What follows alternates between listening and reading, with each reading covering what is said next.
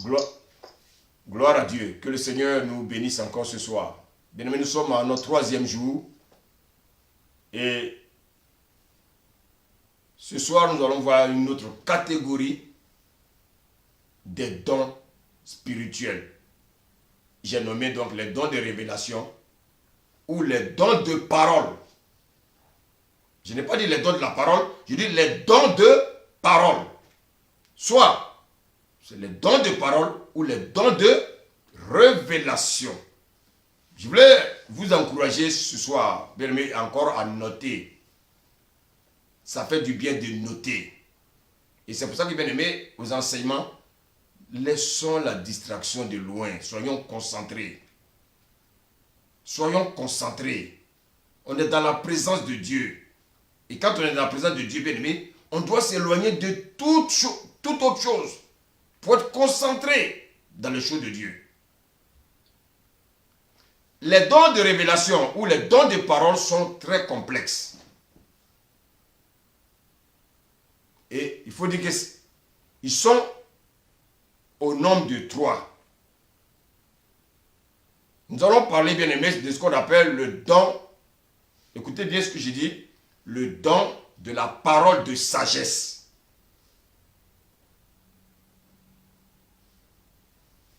Il ne faut jamais dire le don de sagesse, non.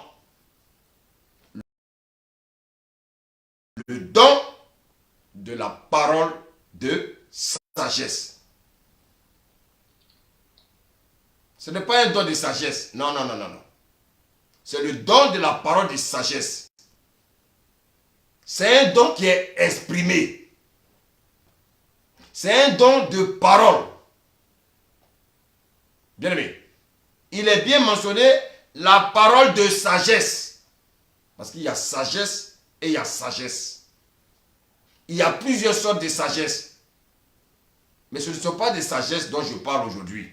Moi, je ne parle pas de la sagesse intellectuelle. Je ne parle pas de la sagesse bien aimée philosophique. Je ne parle pas de ça du tout. Nous sommes en train de parler, bien aimé, des dons de la parole de sagesse. Alors, c'est quoi le don, bien aimé, de la parole de sagesse? J'ai dit tout à l'heure que c'était un don de révélation. Nous devons retenir que c'est un don de révélation. Donc, si c'est un don de révélation, c'est un don qui est donné par le Saint-Esprit. Donc, c'est la manifestation surnaturelle de Dieu pour trancher, retenez bien, certains différends.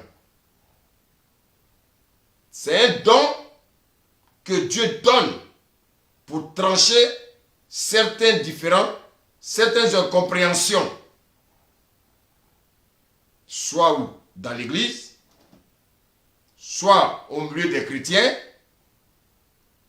et soit parmi le peuple de Dieu. C'est un don que Dieu donne en général aux pasteurs. Parce que c'est le pasteur, bien aimé, qui est le berger de l'Église. C'est lui qui paie les brebis. Donc Dieu lui donne le don de la parole de sagesse pour régler les litiges au sein de l'assemblée. Donc c'est un don qui aide les pasteurs à gérer, bien aimé, selon la justice de Dieu. Pas selon lui sa justice, mais selon la justice de Dieu. Et ce don, il est biblique. Voici pourquoi, bien aimé, nous allons prendre nos Bibles. Est-ce que quelqu'un voulait m'accompagner, s'il vous plaît? 1 Samuel 3.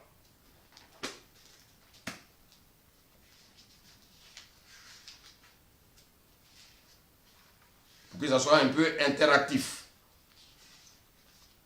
1 Samuel 3, du verset 16 au verset 28. Amen. Amen.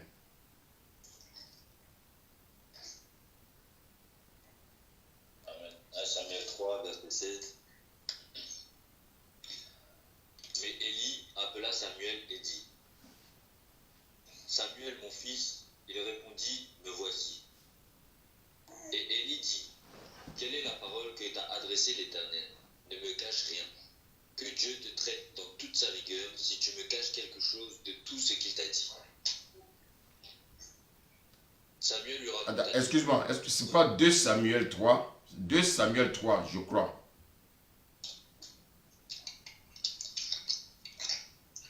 « 2 Samuel 3. Oui, je crois que c'est 2 Samuel 3.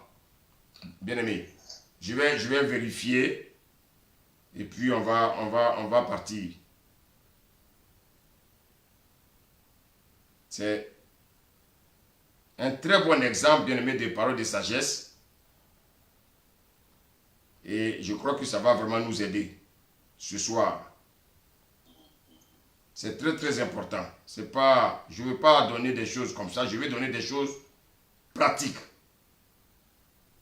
Et je crois que le Seigneur va nous aider à comprendre vraiment sa pensée. C'est très important. Et on va vraiment vérifier parce que je veux que Dieu vraiment nous... Voilà.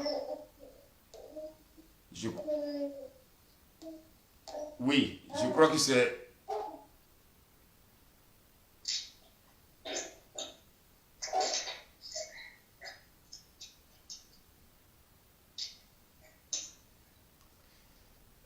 voilà, donc je crois que c'est...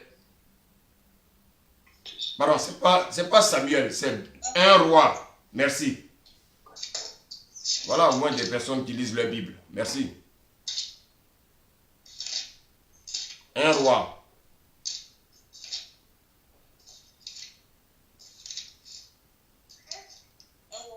Un roi 3 à partir du verset 16 à 28.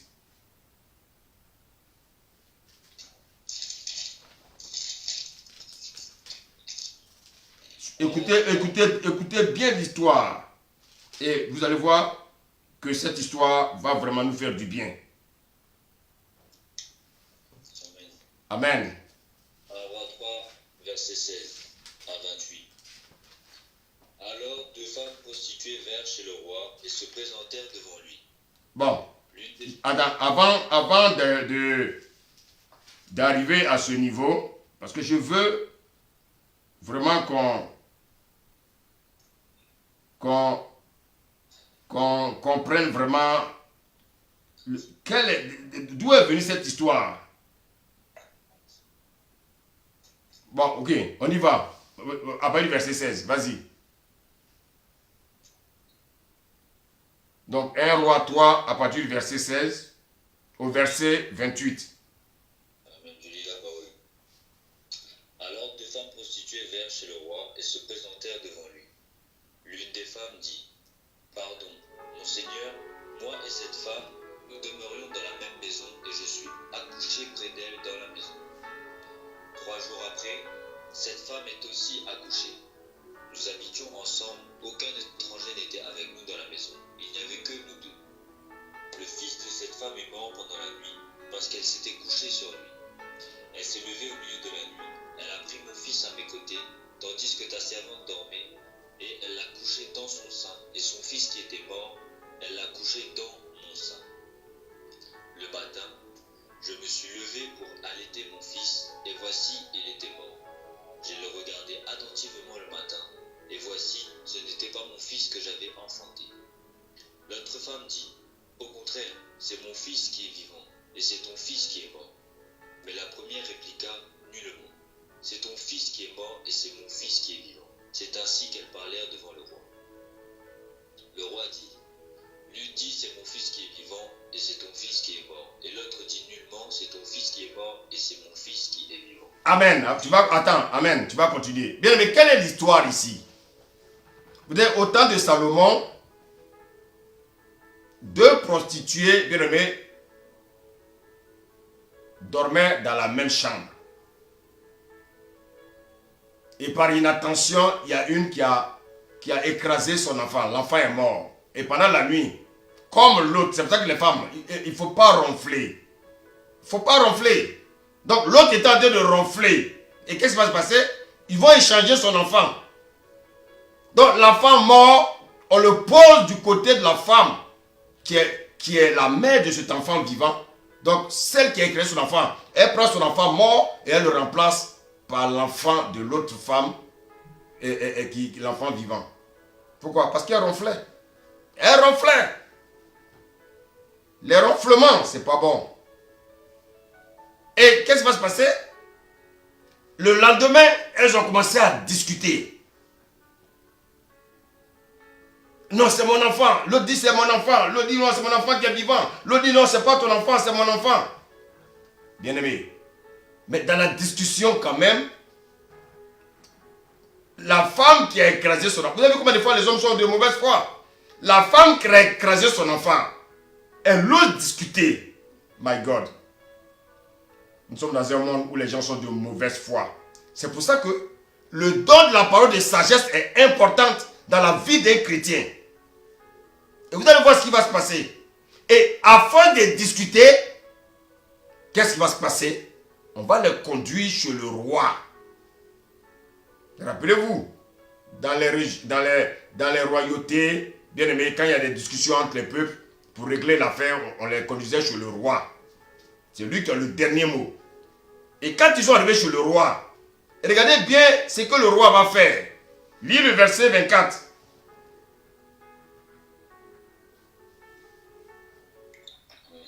Puis il ajouta, apportez-moi une épée. On apporta une épée devant le roi.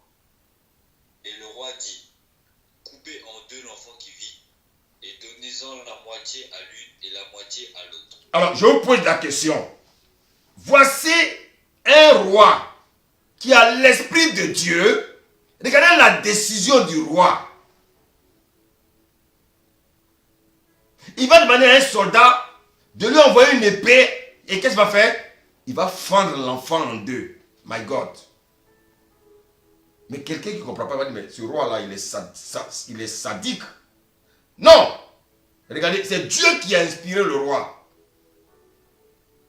Il y a dans notre marche avec le Seigneur, Dieu posera souvent des actes que nous n'allons pas comprendre. Comment Dieu peut dire à quelqu'un il faut jeûner pendant 10 jours sans manger ni boire? Mais si Dieu te dit ça, c'est parce que tu ne vas pas mourir. Il faut obéir. Mais il y en a, qu'est-ce qu'ils vont faire? Ils vont raisonner. Ah, ma chair. Ah, la chair n'aime pas souffrir. Or, tant que ta chair ne souffre pas, tu ne rentreras pas dans ta bénédiction. Et qu'est-ce qui va se passer? On va voir la réaction des deux femmes. Lis la suite. Verset 26. Alors la femme dont le fils était vivant sentit ses entrailles s'émouvoir. Alléluia. Elle a crié. Aïe. Aïe. C'est-à-dire, elle a ressenti, bien aimé. Elle a ressenti la douleur au niveau de ses entrailles. Comme si elle devait encore accoucher ce bébé. Imaginez-vous. Les femmes qui ont déjà accouché, posez-leur la question. Qu'est-ce qu'elles ressentent lorsque l'enfant vient au monde? Elle a commencé encore à ressentir cet enfant qu'elle a gardé 9 mois dans son ventre. Est-ce que cette femme va accepter qu'on tranche l'enfant en deux? L'enfant qui est sorti de ses entrailles. Et c'est pour ça qu'il est bien aimé. La parole de la sagesse est très importante. Souvent la parole de la sagesse, elle vient. On ne peut pas comprendre, mais elle vient pour apporter une solution. Et regardez bien, la femme, elle ne peut pas s'asseoir. Elle a tressailli. Voir son enfant être découpé en deux. My God, my God, my God, my God. Bien-aimé, mettez-vous à la place de cette femme. Et toutes les histoires qui sont dans la Bible sont importantes pour nous chrétiens. Il ne faut pas dire oui, ça c'est l'Ancien Testament. Bien aimé, si le Seigneur a collé les deux, l'Ancien et le Nouveau, c'est que bien aimé, écoutez-moi bien, sans l'Ancien Testament, le Nouveau Testament ne peut pas exister. Et c'est tout ça qui constitue la Bible. Et donc bien aimé, il faut que nous changions de mentalité. Sinon, il y a des choses que nous n'allons pas comprendre avec le Seigneur. Et pendant que le roi voulait découper l'enfant, la femme à qui l'enfant n'appartenait pas, elle était tranquille. Pour elle, ah, l'autre aussi va perdre son enfant comme moi. Mais c'est mal connaître Dieu. Lis la suite. Et elle dit, ah mon Seigneur, donnez-lui l'enfant qui vit et ne le faites point mourir. Vous avez vu? Vous avez vu? C'est ça la réaction d'une femme qui est sage. Elle n'a pas dit, bon, monsieur le roi, bon, coupez l'enfant. Non, elle sait que c'est son enfant. Elle ne peut pas accepter, bien aimé, que cet enfant soit coupé en deux. Parce que l'enfant est sorti de ses entrailles. Mais celle qui n'a pas eu l'enfant sorti de ses entrailles, qu'est-ce qu'elle a dit? Lis la suite. Mais l'autre dit, il ne sera ni à moi ni à toi, coupez-le. Coupez-le! Ah, voilà le don de la parole de sagesse. Le don de la parole de sagesse. Le roi a eu le don de la parole de sagesse. Et tout chrétien doit avoir le don de la parole de sagesse. Surtout les pasteurs. Quand il y a des incompréhensions dans une église, pasteur, tu dois utiliser ce don pour régler les situations.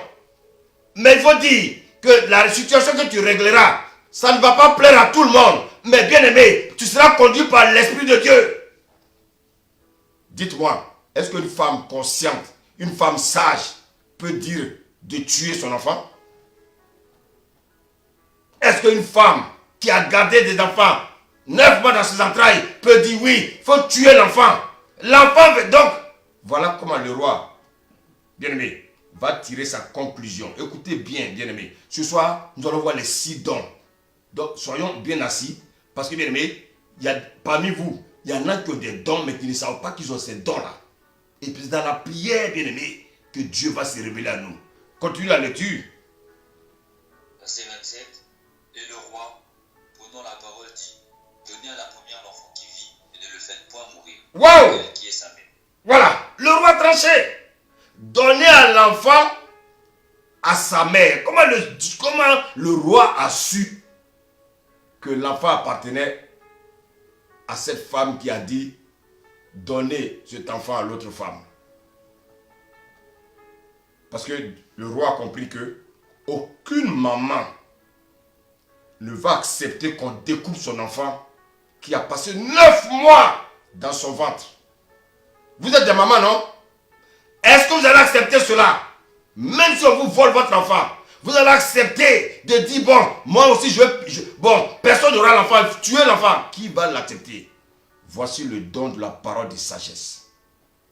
Donc le don de la parole de sagesse vient régler les litiges, vient régler les discussions inutiles. Et le don de la parole de sagesse vient pour régler les pièges.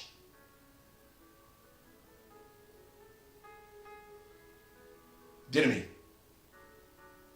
ce don surnaturel, Dieu le donne en général aux pasteurs et aussi aux prophètes. Bien-aimé, pourquoi? Pour pouvoir diriger l'église. C'est un don qui est utile pour la direction de l'église. Sinon, l'église sera dans un désordre. Et ce don-là également, Dieu le donne pour pouvoir diriger nos familles. Là où il y a des problèmes, bien aimé, dans le couple, on a besoin de la parole de la sagesse. C'est un don qui renforce,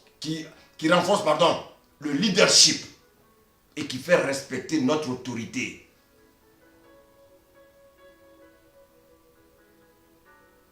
Et tu es conduit par le Saint-Esprit. Il aura toujours un mécontent, mais c'est Dieu qui tranche. Écoutez-moi bien, c'est un don pour échapper au piège de l'ennemi. Imaginez-vous, chers frères et sœurs, vous qui m'écoutez,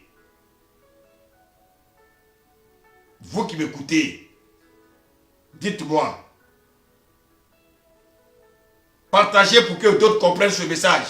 Dites-moi, comment une femme qui a gardé un bébé 9 mois dans son ventre va accepter la décision du roi de couper l'enfant en deux? Et quand l'autre, malheureusement, va dire, coupez, coupez-le. Le roi dit, ah, my God, notre Dieu, il est sage, notre Dieu est intelligent. Donnez l'enfant à sa mère. Et ça, vous pouvez le régler au milieu de vos enfants. Vos enfants qui aiment les choses bizarres, qui aiment souvent vous créer des problèmes. Les enfants bien aimés, entre eux, souvent il y a des histoires inutiles. Utilisez toujours la parole de sagesse. Lorsque vous utilisez la parole de sagesse, vous arrivez toujours à trouver le strict, bien aimé, la justice pour pouvoir gérer vos enfants. On va encore prendre un autre exemple. On va prendre le livre de Matthieu. Matthieu 22.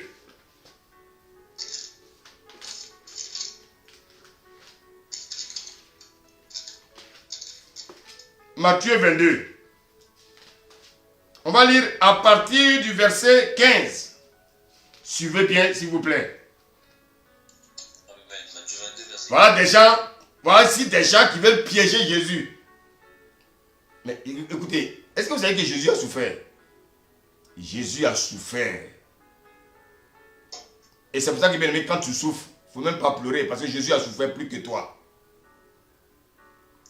On va lire, on y va. Matthieu 22, verset 15. Alors, les pharisiens allèrent se consulter sur les moyens de surprendre Jésus par ses propres paroles. Ils envoyèrent auprès de lui leurs disciples avec les Hérodiens qui dirent, Maître, nous savons que tu es vrai et que tu enseignes ta voie de Dieu selon la vérité, sans t'inquiéter de personne, car tu ne regardes pas à l'apparence des hommes. Vous avez vu, ils sont en train comment on appelle ça là? Ils sont en train de mettre du beurre sur Jésus. Mais derrière leur tête, ils ont un projet malsain. Oui, nous savons que tu es venu de Dieu. Nous savons que tu aimes la vérité. Les chrétiens, souvent ils disent ça aux hommes. Oh, homme de Dieu, oh, mais tu es un homme de loin, tu es loin. Homme de Dieu, tu es loin. Non, ce n'est pas important. Moi-même, je sais que je joue loin. Donc, tu n'as pas besoin de me dire que je joue loin. Ça, c'est de la flatterie. Donc, ils étaient en train de flatter Jésus. Parce qu'ils avaient un plan derrière. Mais ils ne connaissent pas Jésus. Continue la lecture. Dites-nous donc ce qu'il t'en sent. Est-il permis ou non de payer le tribut à César? Voilà. Jésus connaît. Voici des gens. Vous vivez dans un pays qui est dirigé par les Romains. Et c'est les Romains qui ont construit votre pays. Vos maisons que vous louez, vous payez vos maisons aux mains des Romains. Vous payez les impôts aux mains des Romains. Et comme Jésus est venu en parlant des choses du royaume, alors ils veulent dire que eux, ils appartiennent maintenant au royaume de Jésus, au royaume des cieux. Regardez bien les questions qu'ils vont poser à Jésus. Vas-y. Verset 18. Jésus, connaissant leur méchanceté, répondit, pourquoi me tentez-vous, hypocrite? Hypocrite. Hypocrite. Vous savez, c'est comme dans l'église. Hein? Il y a des gens qui sont très hypocrites. La parole est là. Hein? La parole, il lit la parole là. Mais il veut trancher le coup à cette parole. Il veut faire autre chose et puis après accuser l'homme de Dieu. Non. Jésus savait pourquoi ils étaient venus vers lui. Jésus savait. Continue. Montrez-moi la monnaie avec laquelle on paie le tribut. Et ils lui présentèrent un denier. Il leur demanda, de qui sont cette effigie et cette inscription? Bon, vous êtes sous l'ordre des Romains. La monnaie que vous utilisez là, c'est la monnaie romaine. Et maintenant vous dites à Jésus, si vous devez payer l'impôt de César. Les gens voulaient piéger Jésus. Mais comme Jésus, il est très intelligent. Lis la suite. Verset 21. De César lui répondirent-ils. Alors il leur dit, rendez donc à César ce qui est à César et à Dieu ce qui est à Dieu. Donc, il dit, rendez donc ce qui est à César, et rendez ce qui est à Dieu. Pourquoi vous voulez me piéger? Donc, vous devez donner la part de César, et vous devez aussi donner la part de Dieu. C'est ce qu'on voit dans l'église, non? Ah, vraiment, est-ce qu'il faut donner ceci? Est-ce qu'il faut donner ceci? Est-ce qu'il faut donner la dîme? Est-ce qu'il faut donner la dîme? Frère, c'est ce que Jésus est en train d'expliquer ici. Donc, vous donnez pour César. Donc, ici, on paye les impôts de la France. Mais maintenant, comme tu es enfant de Dieu, tu dois faire la part de Dieu. Et les gens voulaient piéger Jésus. Et ils croyaient que Jésus allait dire, non, comme maintenant vous êtes avec moi, payez la dîme, mais ne payez pas maintenant les impôts de César. Jésus dit, mais l'argent que vous avez là, ça quelle effigie? C'est là que Jésus va les piéger. Lis la suite. Verset 22. Étonnés de ce qu'ils entendaient, ils le quittèrent et s'en allèrent. Ah! Donc vous voyez que ils voulaient piéger Jésus. Jésus dit, mais la pièce que vous avez là, quelle est l'effigie? Est-ce que c'est mon effigie qui est dessus? Il dit non, c'est l'effigie de César. Il dit, mais écoutez, payez les impôts de César, et puis payez la dîme de mon royaume. Ça, il n'y a pas d'histoire. Et ils n'ont pas pu le piéger. Et qu'est-ce qu'ils ont fait?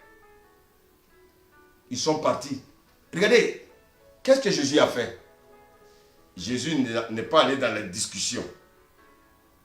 Vous savez, l'avantage de la parole de sagesse, elle évite les discussions. Elle évite les palabres. Jésus leur a dit, ah, mais payez. Il dit quoi? Il dit, rendez à César ce qui est à César et rendez à Dieu ce qui est à Dieu. Il y en a dans ce monde, ils disent sont chrétiens, mais ils rendent à César ce qui est à César parce qu'ils ont peur des réprimandes. Mais quand il s'agit des choses de Dieu, bien aimé, ils ont le cœur serré. Mais bien aimé, la Bible dit quoi? On ne se moque pas de Dieu. Ce qu'on sème, on le récolte. Et c'est ça qui s'est passé. Et Jésus, il a utilisé ce qu'on appelle la parole de sagesse pour trancher le débat. Parce que s'il leur avait dit, non, comme maintenant vous êtes enfant de Dieu, vous n'avez plus le droit de payer le tribut de César. Ah, qu'est-ce qu'ils allaient faire? Ils allaient aller vendre Jésus chez les Romains pour leur dire, ah, il y a un homme de Dieu qui est venu nous dire que maintenant, comme nous appartenons au royaume, nous ne devons plus payer maintenant l'impôt. Jésus dit, mais voilà.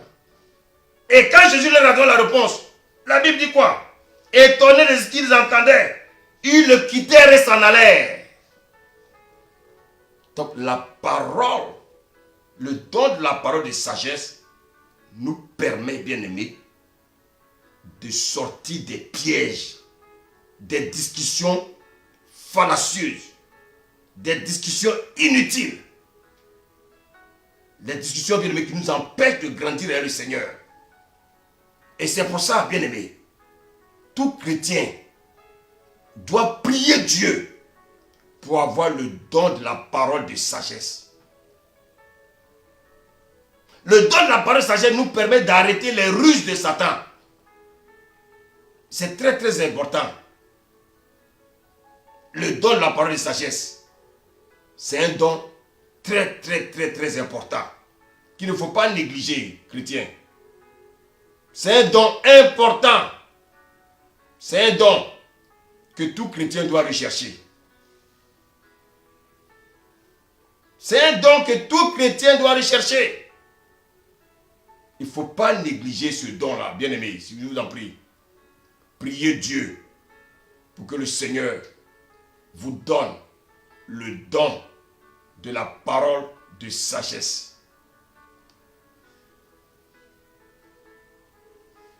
Et bien aimé, lorsque vous avez la parole de sagesse, il y a un autre don qui accompagne cette parole, ce don de la parole de sagesse. Je peux même dire qu'il y a deux autres dons. Le don de la parole de connaissance et le don, bien aimé, de discernement. Ah, my God. My God. Vous savez, le don le plus compliqué,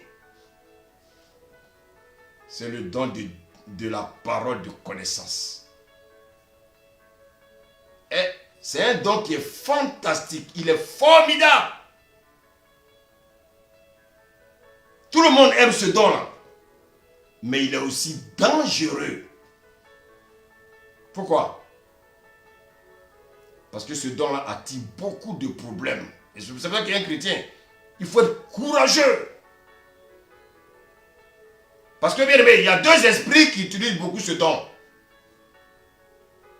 L'esprit des pitons et l'esprit des eaux. Et c'est pour ça, bien aimé, il faut être versé dans les Écritures. C'est pour ça, bien aimé, il faut connaître la parole de Dieu. Bien aimé, il y a trop de palabres, trop de soucis, trop d'histoires sur ce don-là. Regardez bien. À la différence du don de prophétie, qui est utilisé dans un style qui est direct, la parole de connaissance, le don de la parole de connaissance est utilisé dans un style qui est indirect. C'est-à-dire les deux sont opposés. Je vais vous donner des exemples, ne vous en faites pas. Hier, nous avons dit, et encore tout à l'heure, quand on faisait la révision, on a rappelé que la prophétie, la personne parlait comme si elle était Dieu. Alors qu'elle n'est pas Dieu. Donc, dans la prophétie, Dieu se personnalise à la personne. Si Dieu veut m'utiliser à prophétiser, quand je vais commencer à prophétiser, j'aurai l'impression d'être Dieu, alors que je ne suis pas Dieu. Dieu, bien, mais il s'incarne simplement en moi pour parler, mais en disant je, à la première personne du singulier. Mais, écoutez bien, la parole de connaissance, au contraire, parle par la personne interposée. Je parle français. Et qu'est-ce que Dieu? Dieu, qu'est-ce qu'il fait? Dieu me saisit. Je donne un exemple.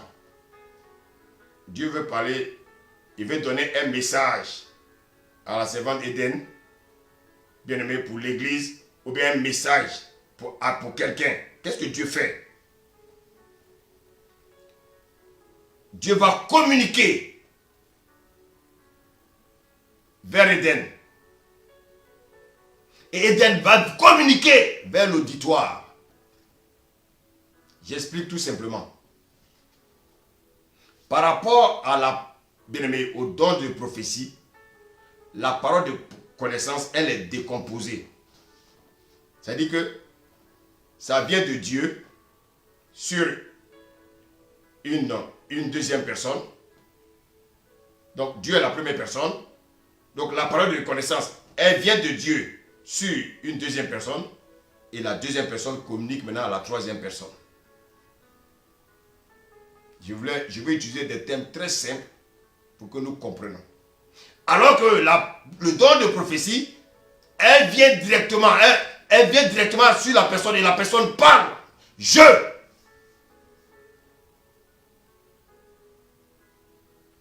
suis l'Éternel. Je suis l'Éternel. Bien-aimé. Et c'est pour ça que, bien-aimé, souvent quand on entend des messages, on dit « Je suis l'Éternel. Je suis l'Éternel. Je suis Dieu. » L'Esprit de Dieu est ici. L'Esprit de Dieu me dit, il faut annuler ça. C'est-à-dire, il y a un mélange là. Il y a un mélange. Il y a une prophétie associée, bien aimé, à ce qu'on appelle la parole de connaissance. Il faut annuler ça. C'est un mélange. Dieu n'est pas un Dieu de mélange.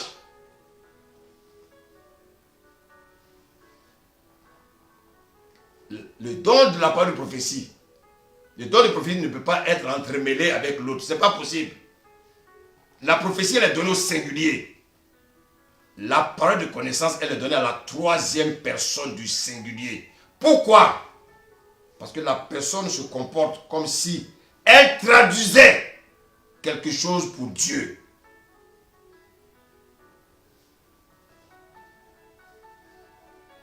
Bien-aimé. Bien-aimé. C'est très important.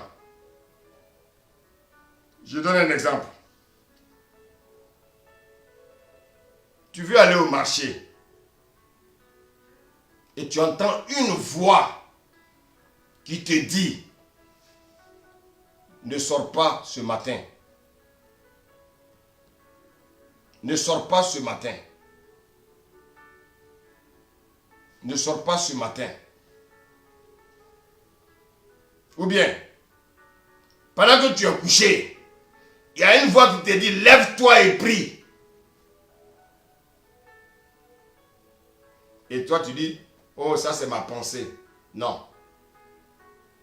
Alors que c'est Dieu qui te parle. Et comment tu peux avoir le discernement? Et c'est là qu'il faut avoir aussi le discernement. Comment tu peux savoir que c'est Dieu qui te parle? Parce que la chair ne peut pas te demander de te réveiller à 3 heures du matin pour prier. Parce que l'homme aime dormir. Donc la chair ne peut pas te dire lève-toi pour prier. Donc si tu entends une voix qui te dit lève-toi pour prier, ça veut dire que c'est Dieu. Mais qu'est-ce qu'on fait en général?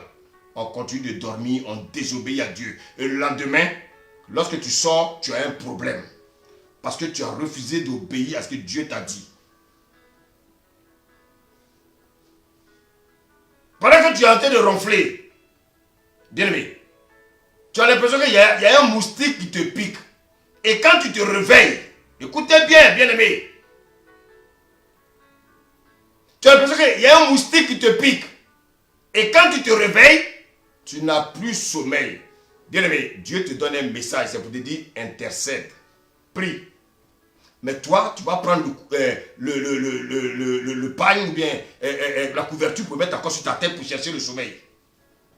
Et tu vas voir, tu vas passer une nuit blanche. Et le matin, tu seras épuisé. Et lorsque tu vas aller à un rendez-vous, échec. Dieu veut que tu pries pour quelqu'un. Une personne qui est malade. Et si tu obéis, la personne va guérir. Mais à cause de toi, tu as refusé de te réveiller. Le lendemain, tu apprends, on te donne une mauvaise nouvelle. La personne est morte.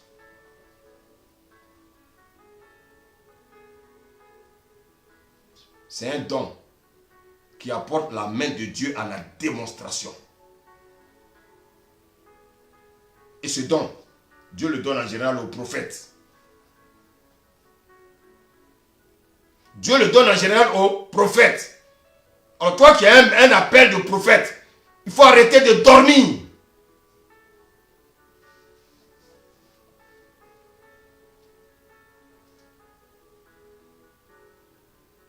La parole de connaissance, Dieu le donne en général aux prophètes.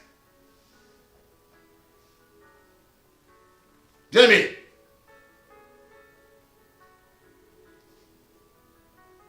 le don de prophétie, le don de la parole de sagesse, le don de la parole de connaissance, Dieu le donne en général aux prophètes. Le don de la parole de connaissance apporte la lumière dans une situation ténébreuse. La parole de connaissance vient nous éclairer sur une situation. Pourquoi depuis, dans ta famille, tout le monde est marié sauf toi? La parole de connaissance vient pour t'éclairer. Pourquoi tu n'es pas marié? Bien-aimé, c'est une révélation surnaturelle de la volonté du plan de Dieu. Bien-aimé, Dieu m'envoie devant quelqu'un.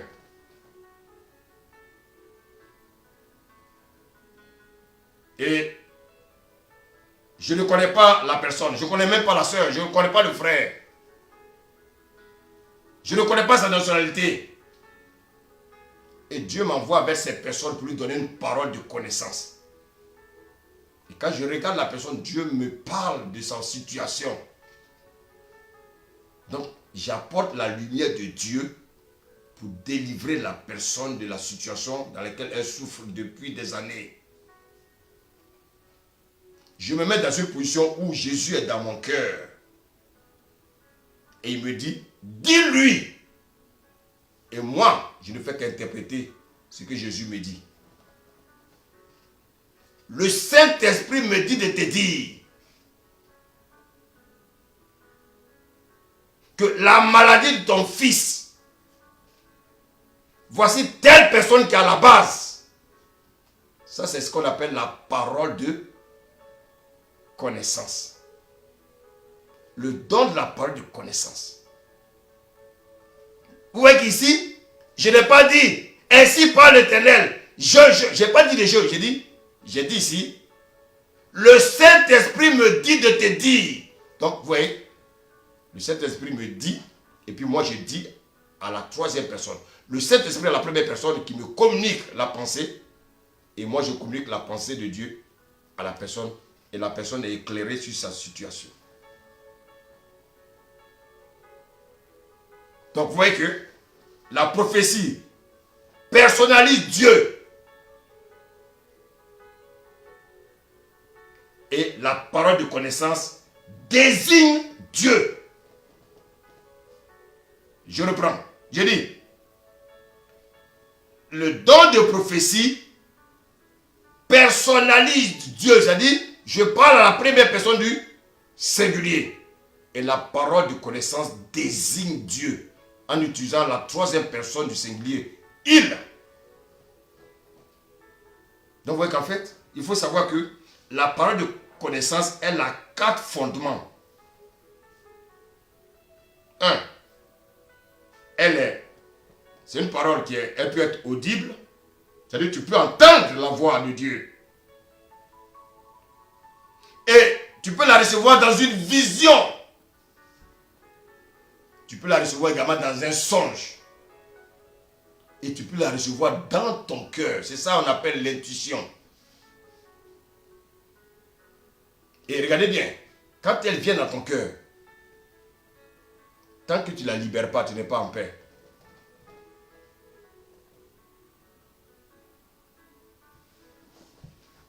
On va aller dans 1 Samuel, serviteur, s'il te plaît.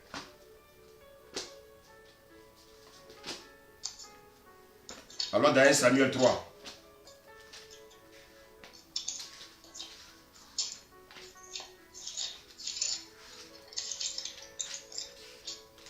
« 1 Samuel 3, à partir du premier verset. » Amen. 1 Samuel 3, verset 1. Le jeune Samuel était au service de l'Éternel devant Élie. La parole de l'Éternel était rare en ce temps-là. Les visions n'étaient pas fréquentes. Oui. En ce même temps, Élie, qui commençait à avoir les yeux troubles et ne pouvait plus voir, était couché à sa place. La lampe de Dieu n'était pas encore éteinte et Samuel était couché dans le temple de l'Éternel où était l'arche de Dieu. Alors l'Éternel appela Samuel. Il répondit, me voici. Et il courut vers Élie et dit, me voici car tu m'as appelé.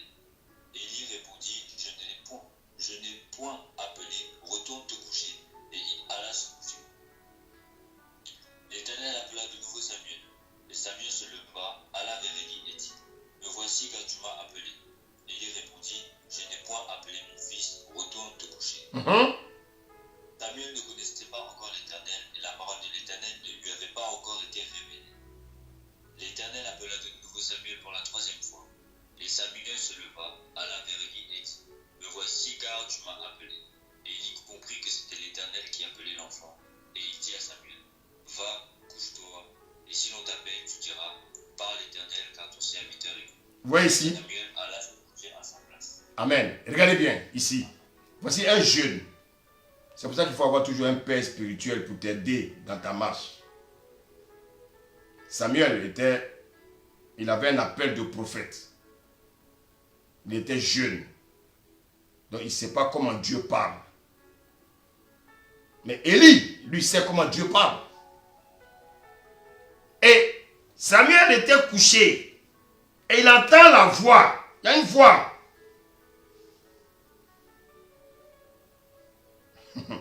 Et donc lui, la voix qu'il entend, il pense que c'est son père spirituel. Mais le père spirituel, au départ, il ne comprenait pas. Mais quand il a vu le jeune venir 2 ou 3 fois, aïe, il a discerné tout de suite. Il a dit, quand tu vas entendre la voix, dis, Père, ton serviteur écoute.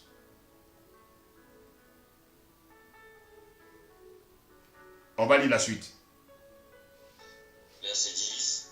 L'Éternel vint et se présenta, et il appela comme les autres fois, Samuel, Samuel. Et Samuel répondit, parle, car ton serviteur écoute. Voilà, parce qu'il a été guidé par le Père. Donc maintenant, quand Dieu va lui parler, il saura que c'est Dieu. Écoutez-moi bien, serviteur, s'il vous plaît, écoutez-moi. Souvent, vous êtes en train de faire quelque chose. Et il y a une voix qui vous dit, arrête ce que tu fais. Tu regardes autour de toi, tu ne vois personne. C'est le don qui est en train de se manifester. Tu entends une deuxième fois, la même fois. Arrête ce que tu es en train de faire. Bien-aimé, c'est Dieu qui te parle. C'est le don qui est en train de se manifester. Dieu nous mettra à l'épreuve à des moments très intéressants de notre vie. Au moment où on n'y pense pas, qu'il va venir, c'est là que Dieu vient. Et c'est ce que vous ai dit tout à l'heure. Souvent vous êtes dans un profond sommeil et vous entendez une voix qui vous dit, prie, lève-toi et prie, lève-toi et prie. Tu te réveilles en sursaut, tu n'entends plus la voix.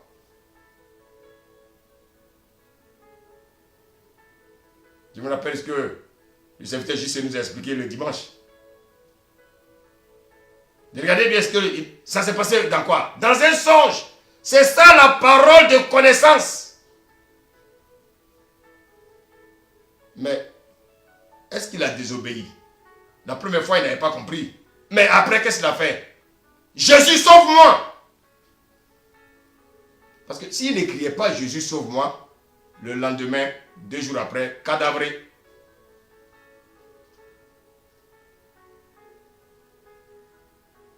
Chrétiens, vous croyez que nous avons une vie ordinaire. Vous voulez vivre comme les païens. On n'est pas des païens. Les païens sont là pour nous, bien-aimés, pour nous livrer au diable, pour que le diable, bien-aimé, nous crée des problèmes. Et souvent, à cause du sommeil, qu'est-ce qu'on fait? On refuse de nous lever. On refuse d'obéir à la parole de Dieu. Et le lendemain, il y a un gros problème. Et c'est après. Je vois que Dieu m'avait parlé. Mais il est tard. C'est au moment où tu t'es parlé, il voulait que tu intercèdes. Au moment où tu t'es parlé, il voulait que, bien aimé, tu obéisses. Vous savez, déshonorer, le don de la parole de connaissance, c'est désobéir à Dieu. Et si Dieu vous a donné ce don, et chaque fois il vous interpelle, et que vous ne réagissez pas, vous tuez le don. Vous tuez le don. On va lire encore le livre de Matthieu. Matthieu 1. Notez-moi tous ces versets-là, s'il vous plaît. Matthieu 1. Verset 20.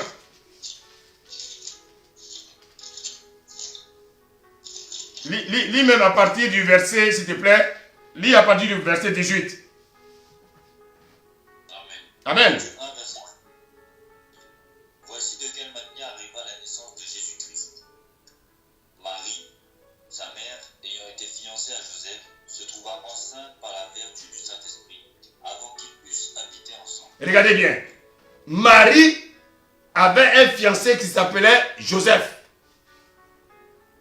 Et vous savez qu'avec Dieu, il n'y a pas, bien aimé, de rapport sexuel avant le mariage. Et donc, qu'est-ce qui se passe? La mariée est chez ses parents.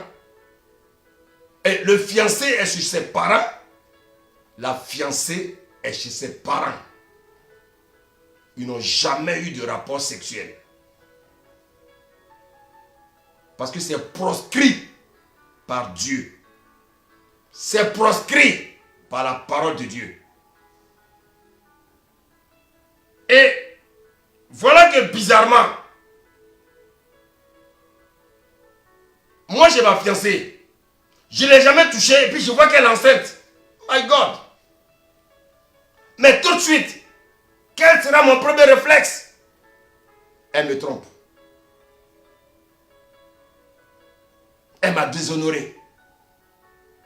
Lis la suite. Verset 19. Joseph, son époux, qui était un homme de bien et qui ne voulait pas la diffamer, se proposa de rompre secrètement avec elle. Vous savez, si Joseph la diffamait, vous savez ce qui allait se passer? Ils allaient la lapider. Parce qu'elle avait commis ce qu'on appelle l'adultère. Ils allaient la lapider, la tuer. Et Joseph, il ne voulait pas que cela arrive. Et comme il sait que ce n'était pas lui l'auteur de la grossesse, qu'est-ce qu'il veut faire? Il voulait rompre secrètement avec elle. C'est pas comme bien aimé les chrétiens qui se cachent pour avoir des rapports sexuels là, bien aimé. Et après, bien aimé, qu'est-ce qu'ils font? Qu'est-ce qu'ils font? Quand la fille est enceinte, maintenant on se précipite pour entrer dans le mariage. C'est une abomination. Donc qu'est-ce qu'il a fait? Il a dit, ma chère, tu es enceinte. Moi je ne t'ai jamais touché. Donc vraiment on va se séparer en douce. Vous voyez, la Bible dit que c'est un homme de bien. Il n'est pas allé chanter partout. Oh, elle m'a trompé. Elle m'a fait ceci. Elle m'a trompé. Non, il n'a pas fait ça. Parce qu'il a l'Esprit de Dieu. Vous savez, quand on a l'Esprit de Dieu, on respecte, bien aimé, les choses de Dieu. Et surtout qu'il savait que sa fiancée était une fille de bien. Il était même surpris. Ah non. Des fiancés, déjà, et la femme est enceinte, c'est pas de moi. Et la femme, elle est consciente. Elle aussi, elle ne comprenait pas. Mais c'était une parole qui avait été révélée. On ne va pas le lire. Mais quand vous lisez Luc 2, le Saint-Esprit était venu parler à Marie. On lit la suite, s'il te plaît. Verset 20. Comme il y pensait, voici, un ange du Seigneur lui apparut en songe et dit, Joseph, fils de David, ne crains pas de prendre avec toi Marie, ta femme, car l'enfant qu'elle a conçu vient du Saint-Esprit. Vous avez vu? Donc on dit, un ange venait en songe, apparu en songe. L'apparu en songe. Et dit Joseph, fils de David, ne crains pas de prendre avec toi Marie, ta femme, car l'enfant qu'elle a conçu vient du Saint-Esprit.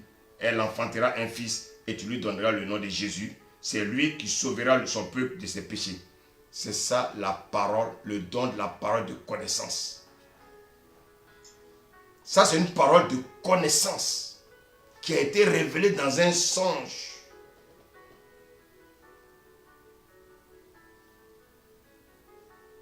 On va revenir dans Genèse. Genèse 37.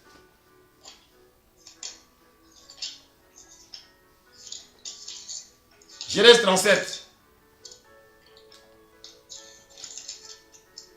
Versets 5 à 10. Genèse 37, verset 5. Joseph eut un songe et il le raconta à ses frères qui le haïrent encore davantage. Il leur dit, écoutez donc ce songe que j'ai eu. Écoutez-moi bien. Il ne sait pas tout ce que je reçois que je dois expliquer à ma famille. Un chrétien, il a dit un chrétien, tu n'es pas ordinaire, tu es extraordinaire. Donc si Dieu te révèle des choses, ce n'est pas à tout le monde qu'il faut l'expliquer. Même à ta propre mère, si elle ne connaît pas le Seigneur, garde ton secret. Même ton père, s'il ne connaît pas le Seigneur, garde ton secret. Même ton frère et ta soeur, s'ils ne connaissent pas le Seigneur, lorsque Dieu te révèle des choses, garde-les pour toi. Parce qu'après, tu auras tes yeux pour pleurer. Continue la lecture. Verset 7. Nous étions alliés des gerbes au milieu des champs. Et voici, ma gerbe se leva et s'étint debout. Et vos gerbes l'entourèrent et se prosternèrent devant elle. Ses frères lui dirent, est-ce que tu régneras sur nous? Est-ce que tu nous gouverneras? Et ils le haïrent encore davantage à cause de ses songes et à cause de ses paroles. Continue. Il eut encore un autre songe et il le raconta à ses frères. Il dit, j'ai eu encore un songe, et voici, le soleil, la lune et 11 étoiles se prosternaient devant moi. Alléluia. Donc ici, il est question de quoi? Le soleil, la lune. Le soleil, c'est qui? Il y a le devant, le. Donc c'est le père. La lune, donc c'est sa mère. Et on nous parle de ses 11 frères. Donc lui, il a fait le songe. Donc il voit ses 11 frères. Il voit les 11 étoiles. Les 11 étoiles, c'est qui? Ce sont ses 11 frères. Mais regardez bien, ses parents et ses frères allaient se prosterner devant lui. Ça dit quoi? Ça dit qu'il allait régner sur eux.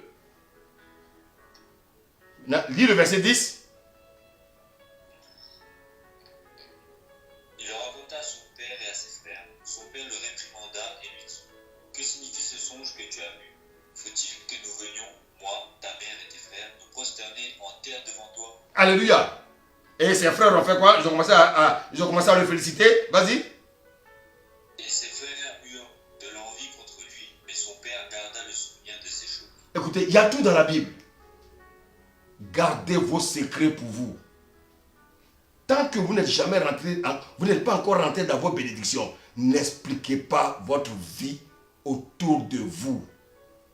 Si ce n'est pas quelqu'un qui a l'Esprit de Dieu, quelqu'un à qui vous avez vraiment confiance, n'expliquez pas vos vies aux personnes. Tu as un projet. Tant que tu n'as pas vu la tête du projet, garde ça dans ton ventre. Il y a des personnes qui parlent trop. Il y a des personnes qui parlent trop. Ce n'est pas tout qu'il faut expliquer. Donc, Dieu va se révéler à Joseph pour lui dire qu'il allait être élevé plus que ses frères et ses parents. Ça, c'était la parole, bien aimé, de connaissance. C'était la parole de connaissance. C'était la parole de connaissance. On va lire un dernier exemple. On va aller dans le livre de Actes. Acte 9.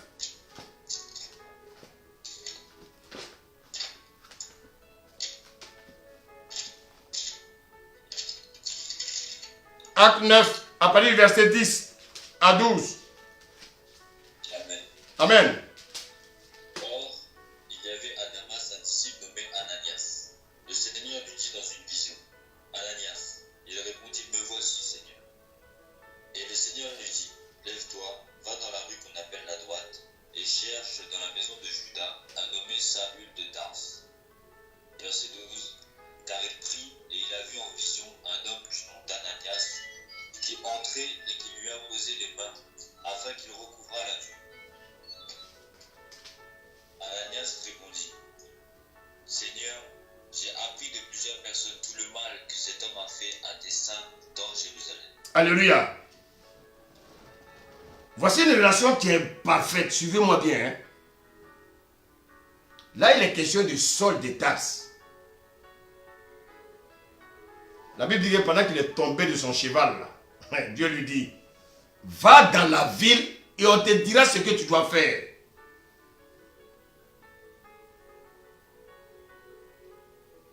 On te dira ce que tu dois faire. C'est au verset 6.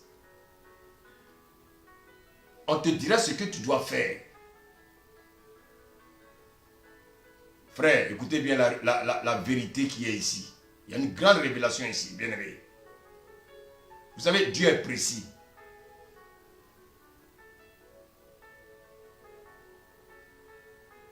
Il y a des révélations que Dieu peut nous donner. On dit le nom de la personne.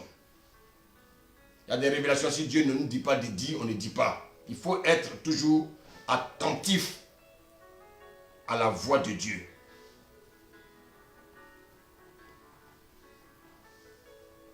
Il dit, j'appelle les brebis et je les appelle par leur nom. Donc Dieu nous connaît. Dieu a appelé Saül, il a dit, Saul, Dieu nous connaît. Bien aimé. Et en même temps que Dieu se révèle à Saul, Dieu se révèle en même temps à Ananias. Il lui dit, lève-toi,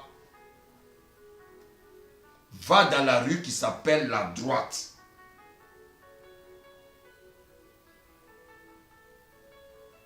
Et Dieu va le révéler à Ananias ce qu'il doit faire. Il dit, il y a un nommé.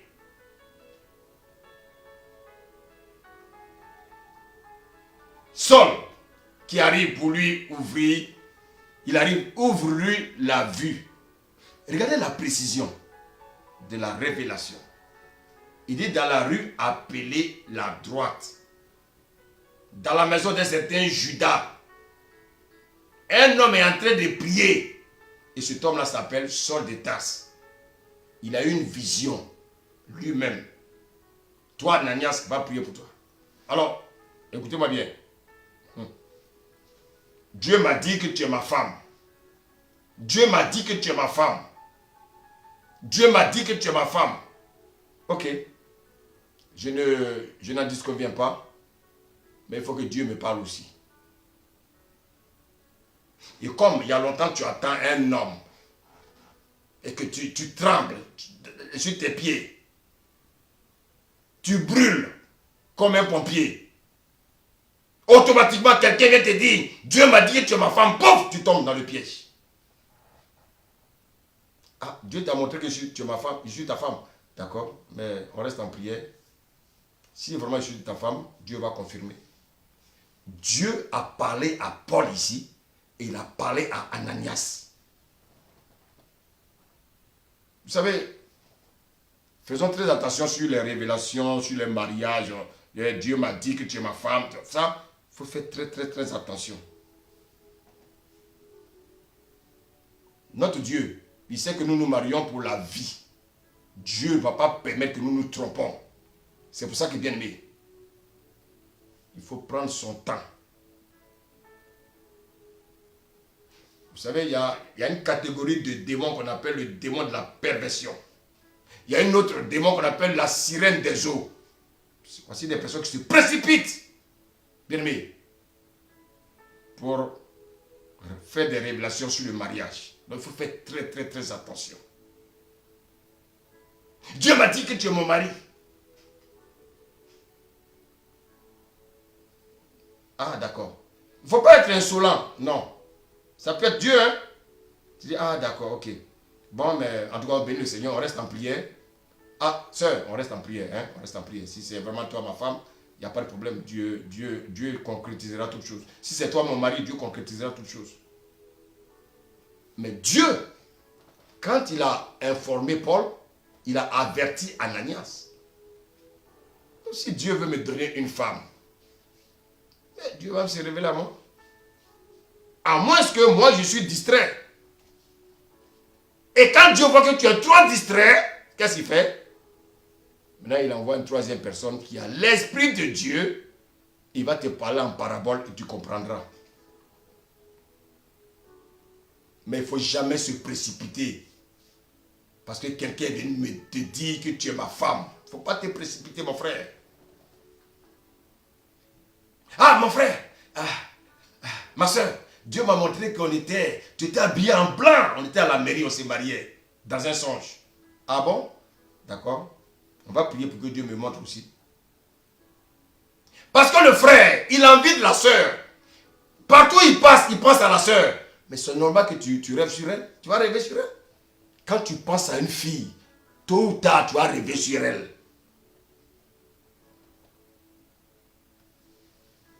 Réglons les choses, les erreurs qui se commettent dans les églises aujourd'hui. Des couples qui se marient en un mois et divorcent. Dieu va permettre qu'après un mois vous divorcez? Ça, c'est pas Dieu. Ou bien il faut être sincère. Ah, ma soeur, vraiment, tu me plais. Quand je te vois vraiment, mon cœur tressaillit comme ça. Mais je n'arrive pas à dormir. Ça, c'est sincère. Maintenant, la soeur va rester en prière. sans, quand je dis prière, c'est pas avec euphorie. Elle néglige ça même. Si c'est vraiment le mari, mais tôt ou tard, Dieu va vous mettre ensemble. Mais souvent on se précipite. Parce que ça, oui, dans ma famille, tout le monde est marié sauf moi. Satan va te préparer quelqu'un pour venir te créer des problèmes. Donc tu es une fervente chrétienne. Il va t'envoyer un gros païen qui va faire semblant d'être chrétien. Il va commencer à t'accompagner à l'église. Les premiers jours, il va être euphorique. Deuxième jour, après le mariage, quand il a vu ta nudité, paf! Allez, salut. Il va te dire, ah, moi je t'avais toujours dit que Dieu ne m'intéressait pas. Pourquoi? Parce qu'il a eu ce qu'il voulait. Frère, ça fait combien d'années je sers le Seigneur? C'est des situations qu'on a rencontrées, frère.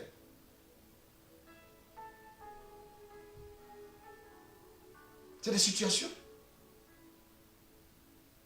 Ou bien, le frère vient te dire, ah, ma soeur, Dieu m'a dit que Dieu m'a montré que vraiment tu m'as fiancé. Et puis, automatiquement, vous commencez à vous fréquenter.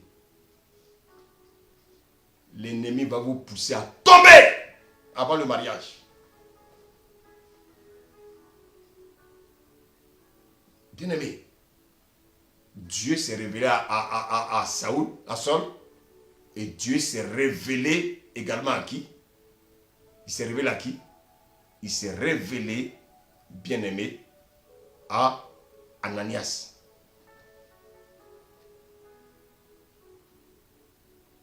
Il y a trop de pièges. Faites attention. Le don de la parole de connaissance. Bien-aimé, il faut que nous soyons vraiment disposés. Dieu peut te révéler, se révéler à toi par intuition. Pourquoi? Parce que le Saint-Esprit habite en nous. Il est en communion avec nous. Bien-aimé. Lui, il va te dire, il y a des situations, il va te dire, ne fais pas. Et tu le ressens fortement que tu ne dois pas faire.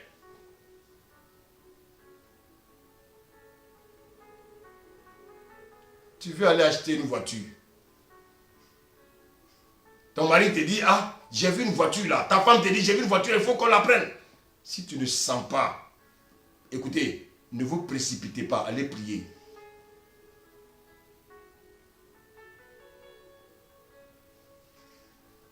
Donc vous voyez qu'en fait, quand on parle du don de la parole de connaissance, le don de la parole de connaissance est lié au don de discernement. C'est très important. Il faut avoir aussi le don de discernement. C'est très très important. C'est très très important. Donc par rapport à l'intuition, on a la parole de connaissance. Voici comment, bien aimé, vous allez discerner la chose. Vous savez, tout message qui a un caractère pour construire, tout message qui a un caractère pour bâtir, pour corriger, pour dévoiler en même temps, bien aimé, un message qui vient vous fortifier. Bien aimé, c'est un message qui vient pour vous éclairer.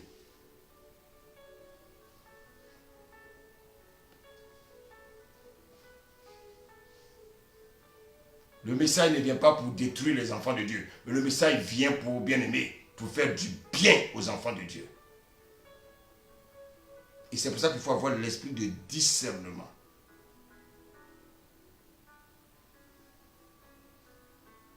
Bien aimé, ayons l'esprit de discernement. Ayons l'esprit de discernement. Et toujours avec humilité. Avec humilité. Nous devons être humbles.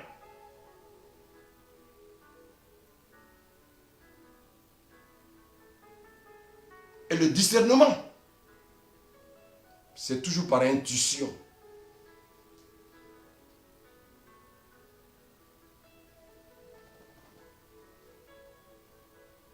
Quelqu'un qui vient te dire, ah ma soeur, ah, Dieu m'a dit, Ah, dans 2 mois, tu seras enceinte. Si dans 2 mois, tu n'es pas enceinte, c'est une fausse prophétie. Parce que Dieu ment pas.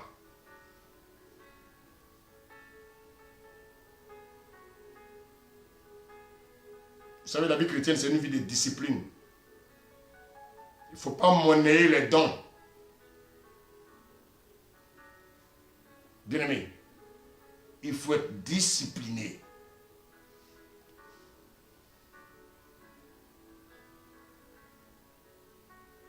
Vous savez ce qui est difficile dans l'œuvre de Dieu? C'est comment, bien-aimé, il faut discipliner les dons que Dieu nous donne. Il ne faut pas les utiliser n'importe comment. Donc, on voit que le don de la parole de connaissance a une importance dans l'Église. Ça permet à l'Église d'avancer. Ça permet à l'Église, bien-aimée, de voir les problèmes et d'avancer. Mais les dons de la parole de connaissance ne viennent pas pour détruire, non. Au-delà des dons de parole, c'est-à-dire le don de la sagesse, le don de la parole de sagesse, le don de la parole de connaissance, après le don de discernement, nous allons terminer avec les dons bien-aimés de puissance. Et il y a 3 dons. Il y a la foi, il y a le don de guérison, et puis il y a le don d'opérer les miracles. En quel nom? Au nom de Jésus. Pas au nom du Père, pas au nom de l'Éternel, mais au nom de Jésus. Maintenant, pourquoi les 3 dons ont été mis ensemble? Parce que, bien aimé, qu'ils soient les dons de guérison et qu'ils soient les dons des miracles, ce sont ces dons s'opèrent en s'appuyant sur la foi. Dieu, il y a ce qu'on appelle le don de foi. Ça n'a rien à voir avec la foi dont on parle, non. Il y a la foi passive, oui, je crois, et bon, ok. C'est pas de ça que je parle.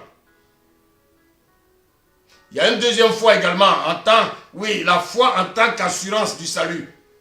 C'est pas de ça que je parle. Il y a une troisième foi.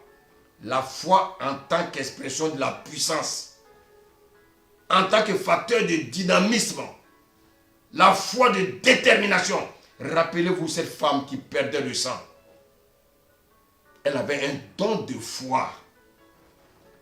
Elle a dit, si je touche simplement sa robe, je serai guéri. La foi, c'est l'expression de l'autorité. Une déclaration qui est fondée sur la puissance de Dieu. Bien-aimé, il y a des situations où nous avons besoin de cette foi. La foi vient de ce qu'on entend. Et ce qu'on entend vient de la parole de Dieu. Elle est puissante. Elle prend appui sur la déclaration de la parole. La mise à l'épreuve, bien-aimé de Dieu. La confiance que nous avons en la parole de Dieu. C'est une foi qui s'appuie sur la parole de Dieu, frère. Nous allons lire un passage. Donnez-moi quelques minutes, nous allons prier, puis on va s'arrêter. Prenons Matthieu 8, serviteur. Versets 5 à 13.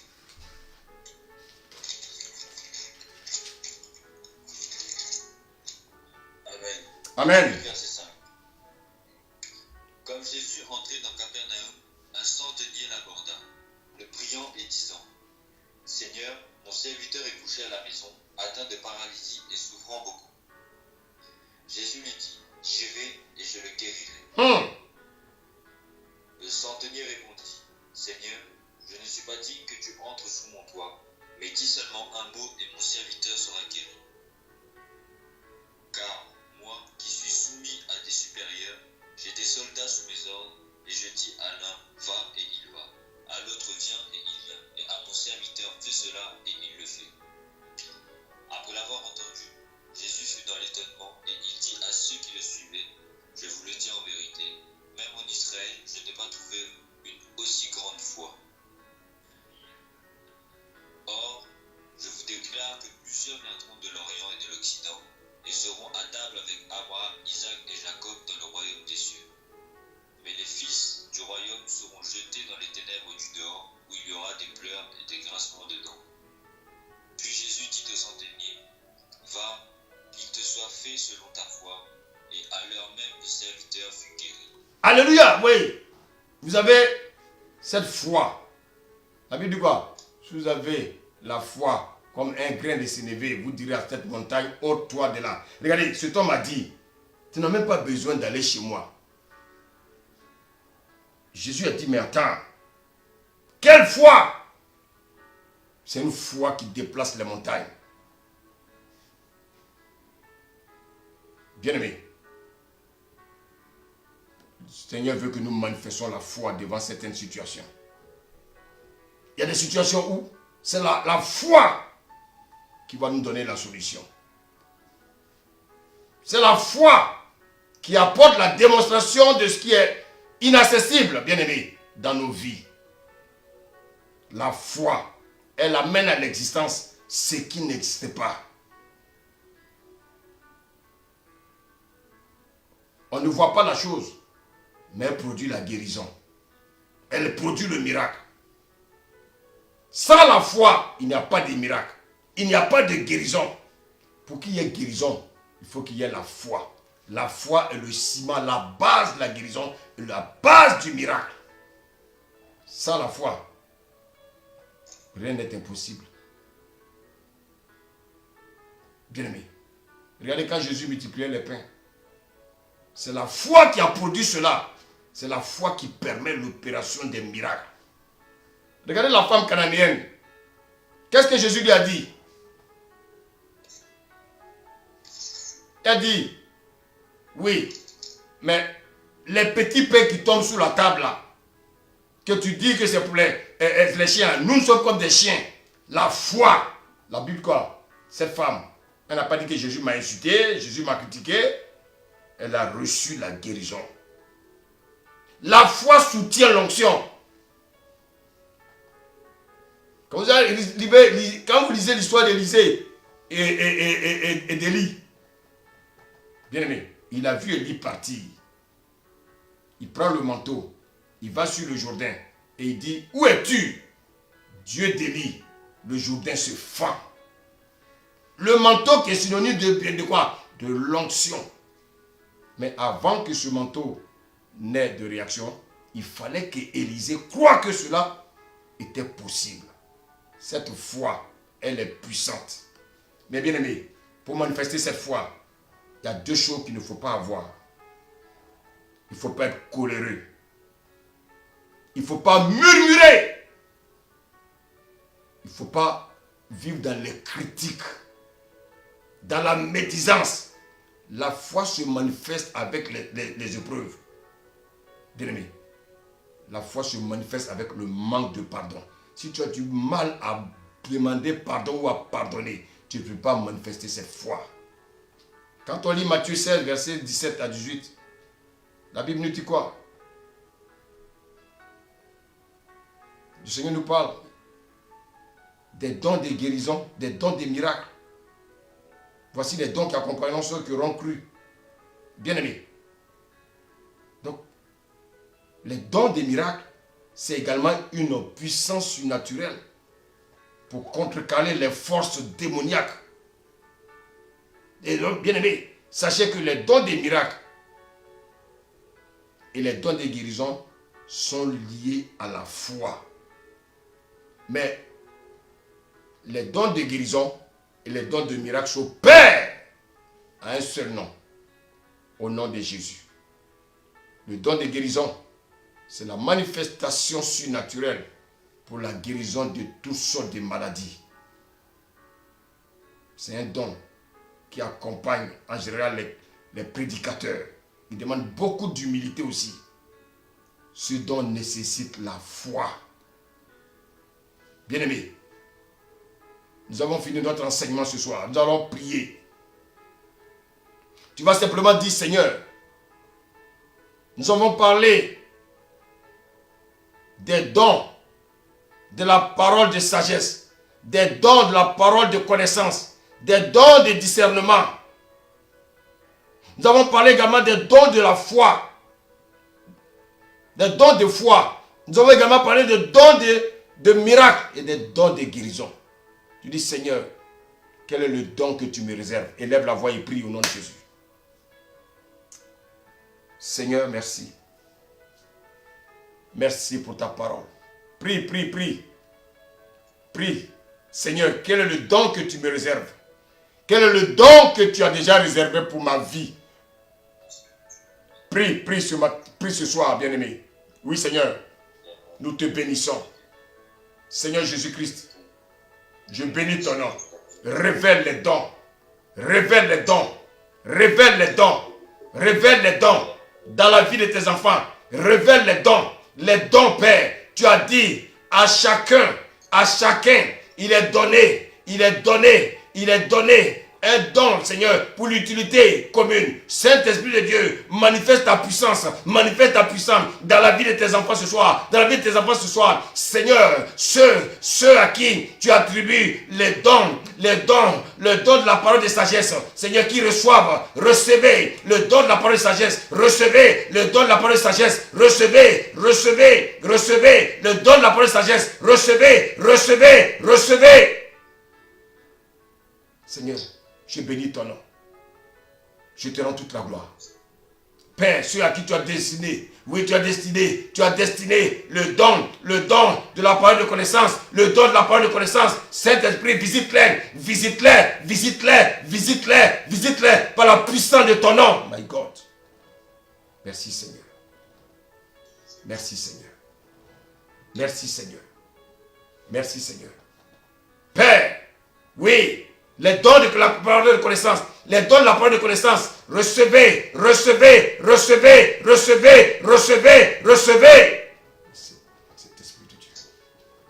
Merci Saint-Esprit. Père, pour tes enfants, à qui tu attribues les dons de discernement, recevez. Oui, Saint-Esprit, merci. Père, le don de foi. C'est un don qui se manifeste, bien-aimé, lorsque tu es devant une situation précise. Et que Dieu te l'accorde ce soir au nom de Jésus. Père,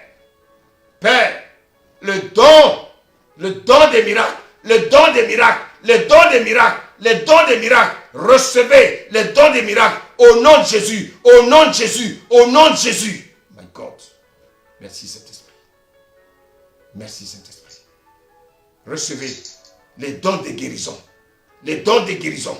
Recevez les dons de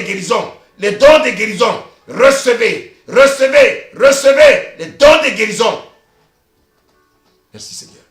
Pour faire croître le corps de Christ. Recevez.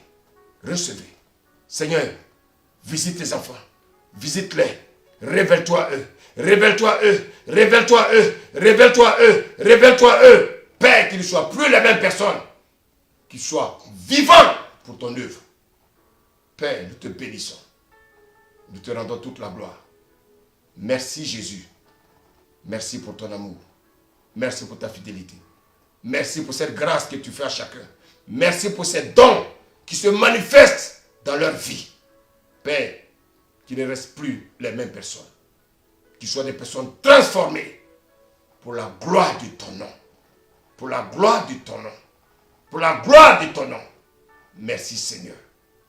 Béni sois-tu. Au nom de Jésus. Amen.